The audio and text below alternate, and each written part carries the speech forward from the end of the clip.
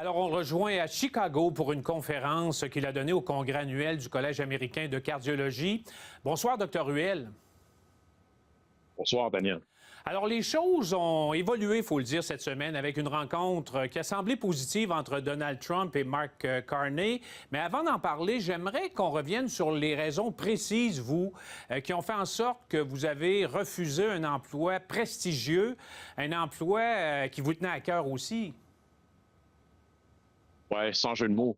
Daniel, merci. Écoutez, quand ça fait quand même plusieurs années que je parle avec l'Université de Californie à San Francisco. Puis nous, à l'Institut de cardiologie d'Ottawa, au Heart Institute, on a développé une plateforme minimalement invasive qui est très, très unique. Là. Puis on a réussi à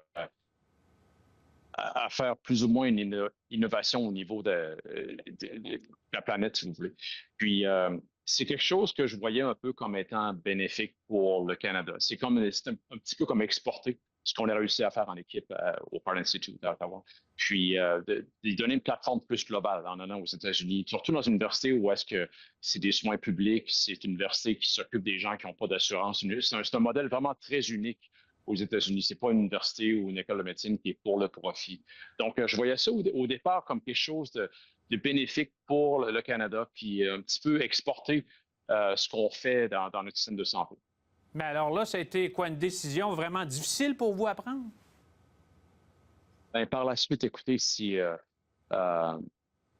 sûr que la Californie, c'est pas nécessairement comme le reste des États-Unis, mais il reste que quand même ce qui se passe entre nos deux pays, c'est important. C'est pas rien. Puis on est quand même à un stade où est-ce que l'évidence devenait que moi, je pense que c'était mieux de garder tout ce qu'on a ici et d'essayer de vraiment se mobiliser ensemble puis travailler pour continuer ça sur une plateforme qui est entièrement à l'intérieur du Canada. Pas que ça n'aura pas été une là-bas, mais je pense que avec le nouveau contexte, c'est mieux qu'on reste ensemble, puis j'ai vu ça comme ça.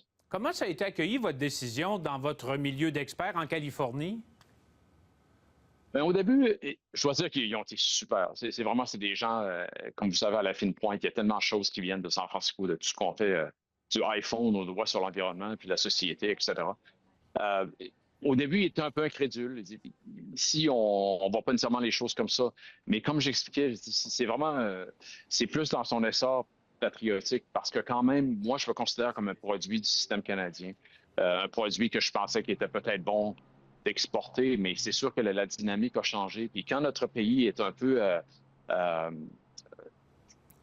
menacé, surtout au niveau de son indépendance puis sa souveraineté, moi, de mon côté, je considérais que ça changeait pas mal de l'équation complètement. Bon, et là, vendredi, M. Trump a changé de ton après un premier appel avec Mark Carney. D'abord, il l'a qualifié de premier ministre canadien. C'était une première depuis qu'on parlait de gouverneur. Il n'a pas parlé d'annexion. On a convenu de parler d'une entente plus globale sur l'économie, la sécurité entre pays souverains après les élections. Est-ce que ça vous fait réfléchir, peut-être même remettre en question votre décision? Non, pas du tout, pas de remettre en question la décision, mais je vais vous dire, écoutez, moi, je suis pas politicien, je suis chirurgien, je suis docteur. Ce que je veux faire, c'est d'essayer d'améliorer les conditions de traitement pour tout le monde de façon indifférenciée. Que quelqu'un soit ici ou ailleurs, on essaie d'offrir notre approche thérapeutique au plus de gens possible. Cela dit, c'est sûr que en tant que Canadien, je suis fier de ce que le Canada fait. Je pense qu'on se tient debout. Puis je pense que c'est seulement en se tenant debout qu'on va voir des résultats tangibles comme peut-être on commence à voir, puis il faut continuer à le faire. Bien, c'est justement, s'il y a un manque d'échange entre les deux pays au niveau de la santé, ça veut dire que ça ne touchera pas seulement l'économie, la politique, la santé aussi. Docteur Ruel, merci beaucoup pour l'entrevue. Ça fait plaisir. Merci, Daniel. Au revoir.